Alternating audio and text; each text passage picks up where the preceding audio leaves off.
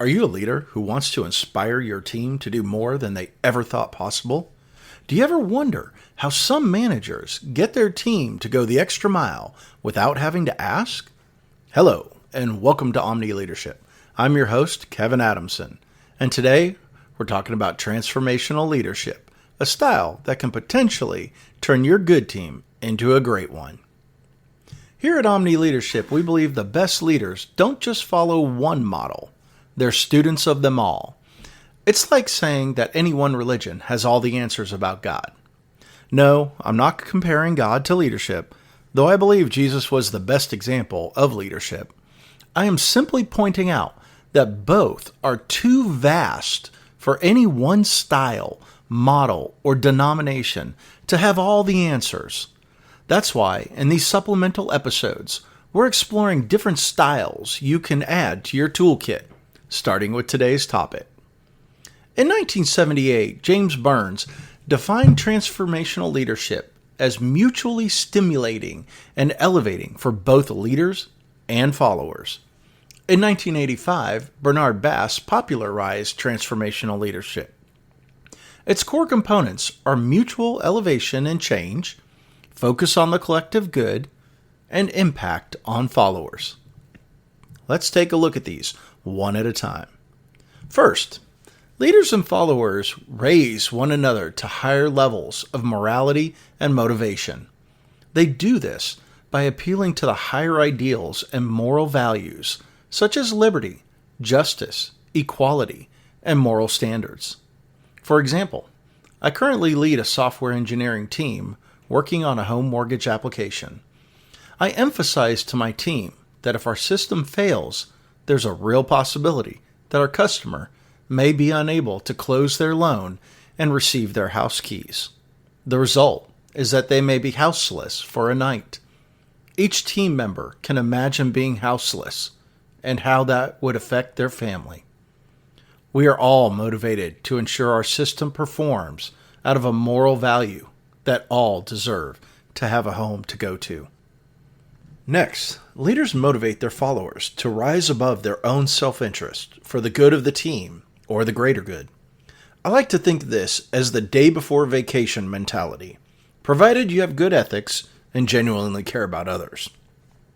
I often see and hear people pulling together notes, trying to finish all the work they can, and interacting more with other people the day before they go on vacation than sometimes the weeks prior.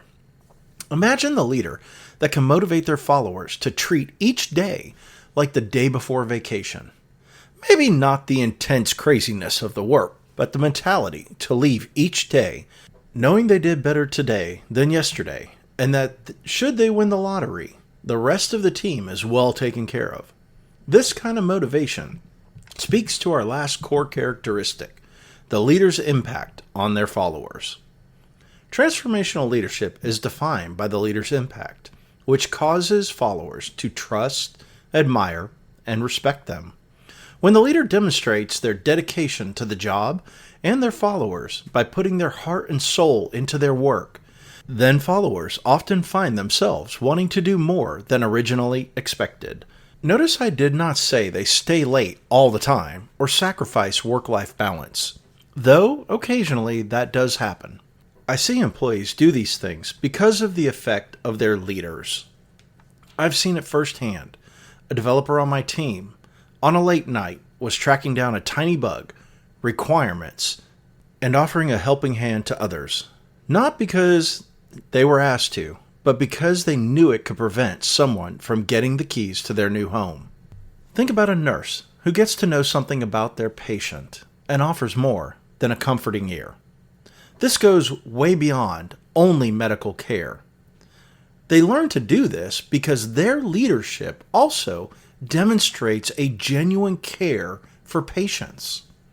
Or how about the person at a restaurant who sees their manager's vision of a smooth running operation and pays a little closer attention to each aspect of restaurant operations and how they work together for a better customer experience?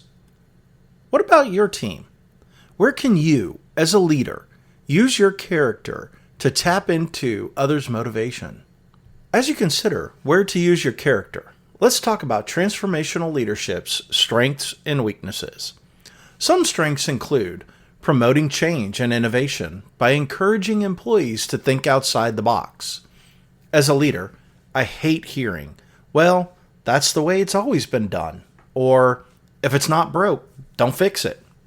Both of these show a huge lack of innovation and probably mean that the employees are not empowered. As a leader, we really need to look at our leadership style and ask ourselves how we can lead better. When we move others away from negative mentalities, it builds follower development and motivation through empowerment, promoting cooperation, and delegating authority. It can also support systemic growth, help develop resilience, and, when authentically combined with servant leadership, it can enhance organizational ethics. Finally, transformational leadership enhances performance and organizational effectiveness by working towards higher values and qualities. But it does have its drawbacks also. Many transformational leaders have a charisma, and it can be used for good or evil. Pseudo-transformational leadership occurs when a leader uses their followers for their own interest while sacrificing their followers and the organizational's interest. Next, when the environment primarily needs to maintain the status quo or depends on rigidity, like the military or first responders, transformational leadership can be counterproductive. Finally, due to its vague and rhetorical style, transformational leadership would not be effective in situations that need immediate, clear, detailed direction and where followers have little experience or ability. Bottom line, transformational leadership is great to help ourselves and others grow. It is great when you have the time for a true transformation to occur. If you are in an urgent situation, like systems are down, you have a presentation to make tomorrow, or your supplies for your business did not come on the truck due to a bad order, these probably are not the right times to use transformational leadership.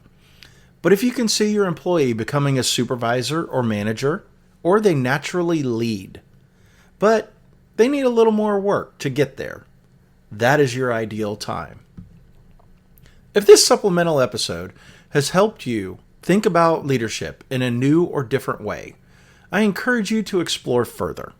Look for authors like James Burns, Bernard Bass, James Kouzes, Barry Posner, and others. But here at Omni-Leadership, our philosophy is purposeful leadership without limits. It's about being a student of every style, taking what works and building your own unique approach. Friends, if you want to continue becoming the best leader you can be, make sure to subscribe to this podcast so you don't miss a thing.